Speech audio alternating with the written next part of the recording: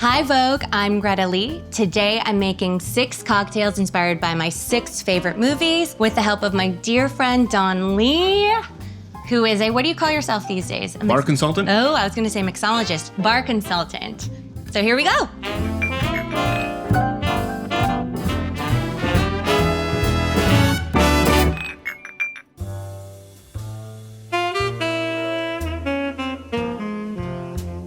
So the first drink that I'm gonna make is a Pokpunja Yuja Sour, and it's inspired by one of my favorite movies of all time, Memories of Murder by the incredible director Bong Joon-ho. We were thinking about the color, that red dress with white collar that they used to lure the killer. One of the key ingredients to this is something called Pokpunja, and this is this blackberry liqueur. Actually, Dawn, come here. You're the expert, help me with this. So it has some special powers, right? From what I understand. According to Wikipedia, it enhances male sexual stamina. Okay, so use accordingly, right? Okay, so I'm gonna use the old school version. Here's a more new school version. It kind of feels like a cough syrup. So here's this Yuja. So when was the first time you saw this movie? I unfortunately didn't see it until after Parasites. I was a latecomer to the movie. Yeah. I remember the first time I saw it. It was really validating to me in terms of like genre bending in Korean cinema. It's something that I don't feel like we have as much here in the West. Mm-hmm. And as soon as I saw that movie, I felt understood, which made me, I don't know what that says about me because it is about a murder. So Don and I first met, when was that, like 20 years ago? At Sambar? At Sambar, yeah. And I remember you teaching me this then. So let's see if I do this. Oh, see, I'm already wrong. Oh, no. And then you really go for it. Yeah, I'm for it. How am I doing? Doing great. Dang! It's good enough. Okay. Garnish or no garnish? No garnish. Keep it simple. Badass. So I see what you did here. This red color. Red dress? Yep. The Pokpunja gives you that color and that kind of attractiveness. Your eye turns to it in that same way. In that movie, the red dress is the focal point. As soon as it comes on screen, all eyes are on that dress. This is the yellow chartreuse, last word, inspired by Chungking Express. Dawn, I'm gonna have you stick with me here because I have to take advantage of your encyclopedic knowledge, which brings us to our next cocktail, the last word, right? It's a little bit of a variation of last word. Yeah. So traditionally it'd be made with green chartreuse. We're gonna do it with yellow chartreuse. And there's a reason why it matches the color of Fei Wong's shirt in the movie. Mm-hmm. This is the easiest cocktail. Everything is 1-1-1. Really? That's it? Just 1 ounce of gin? Yeah. I don't know about that. Chartreuse is just as strong as the gin. All right. Next we have the lemon juice. That's gonna go in here. Yep. I remember seeing Fei Wong and Tony Leung and completely falling in love with both of them, but especially Fei. And I just love how this movie is also genre bending and it captures that essence of romantic longing and loneliness and chance encounters. It's so good. It's so great. Okay, so what's the next thing we do? Maraschino liqueur. All right. That goes in there. Stretch out. Stretch out. A little bit before I... There you go. Ooh, that looks so good.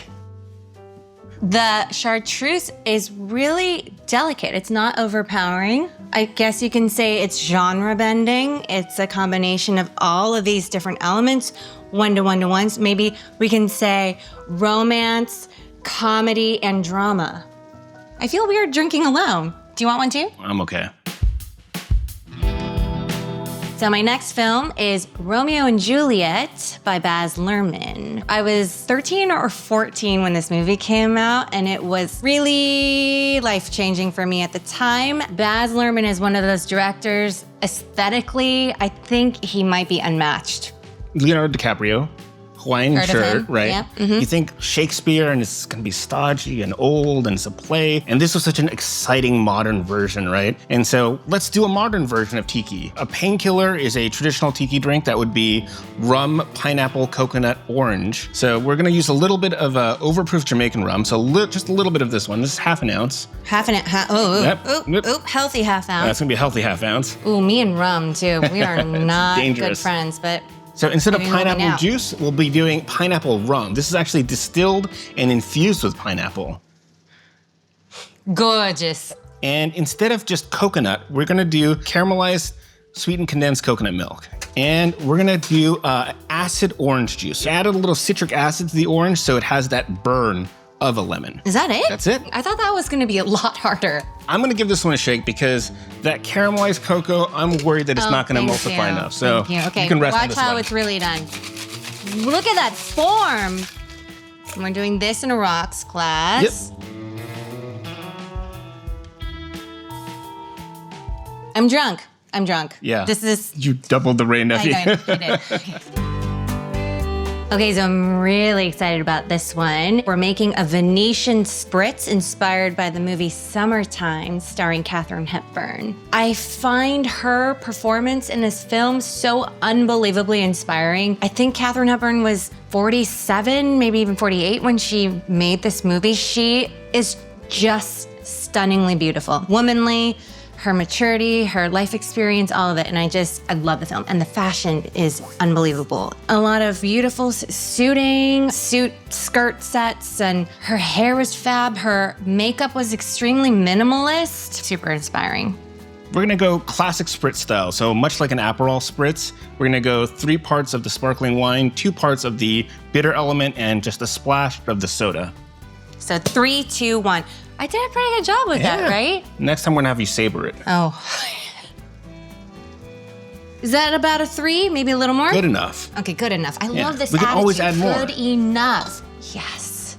Okay, I love chinar. This is made from artichokes, right? Yeah, artichokes. Yeah. So last step, Just a splash on top. splash. 1. Good enough. Let's give this one a garnish. Orange? Yeah. Love it. Here we go. Okay, cheers. Oh, that's so good. Our next drink is the Ramos Gin Fizz, inspired by the movie Magnolia. Specifically, that opening shot of Tom Cruise. Yes. Harsh lighting. We're talking black leather vest. We're talking respect the Yes, we are. Here we go. I'm talking a lot about my teen angst here, but this movie captured so much of that existential loneliness. It really had a big impact on me as a young artist. You feel like you've entered the mind of PTA. So here we go. Here's this drink. Egg white. Now, if you don't want to do this, is there a substitute? We're gonna try that again. Take 2. No pressure or anything, God. Okay, so I'm doing this, and then we're gonna rock it this way. You're done. Come Good on. job. Next, we're gonna do the heavy cream. 1 ounce. Just to make it easy, because the egg white was already hard, we have the simple syrup, lemon, and lime all together for you. Oh, thank Cream it. you. And then 2 ounces of gin. So this one, we want it to be like almost like whipped cream. And so we're gonna cheat. how do we make that happen? And we're gonna use the spring off of the strainer. We're gonna put that in. That can't be the official tool. Seriously? Call this the dry shake. Oh my gosh. Yeah, nice. Add some ice. Okay, and then you go again. And we're gonna go again.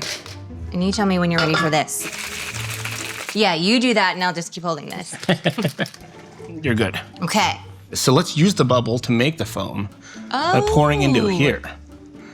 And by pouring slowly, we've now turned all those bubbles into the head. Okay. And we're gonna let that cream rise to the top.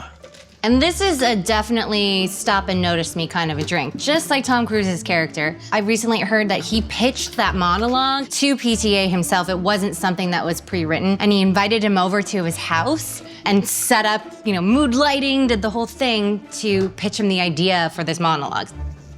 Oh my gosh, this might be my favorite one. Sleeper. Whoa. So our last cocktail we're doing is Sazerac. And this one is inspired by my new movie called Late Fame that's coming out soon. It's starring Willem Dafoe and I. I wanted to create a cocktail with you that would be inspired by the character I play, Gloria Gardner. She's my homage to women of the past. women like Isabella Rossellini, Sally Bowles. This is the only one I haven't seen because it's not out yet. Yeah. But I did see that clip where your character meets the Ed character and she comes into the room and just takes command of everybody and is definitely the alpha. And so I figured I'd go kind of like old-fashioned, but let's go further back to that New Orleans tradition of a cognac old-fashioned of the Sazerac. 2 ounces. 2 all the way. There you go. And it's going to be a 1/4 ounce of syrup. And we went with Demerara. Any brown sugar syrup works. And then 2 dashes. Of Peychaud's bitters. One. The classic. Give it 2. a healthy dash. Yeah. Should I do one more just because that was kind of light? There you go. This is absinthe that we'll add to the glass. This is our key ingredient. Spritz the absinthe into the glass. I'm just kidding. How many? Just 1? 1, 2, 3. 1. Oh, What would Glory 2. do? Should probably just open this bottle and drink it. There you go. Okay. Absinthe really is about that aroma. It really, it's such a strong flavor. Let's give it a little lemon on top, too. Oh, okay. We'll layer lemon garnish. oil. And then do you do this? You could do that. Easy. You can do this, too. All right, here we go. Oh, my gosh. That's really good. Not a chill drink, but appropriate for Gloria. Thanks so much for watching Vogue. We hope that you guys try these cocktails at home and that you check out some of the movies that we were discussing. And thank you, Don, for being here and for your expertise. Thanks for having me. Bye.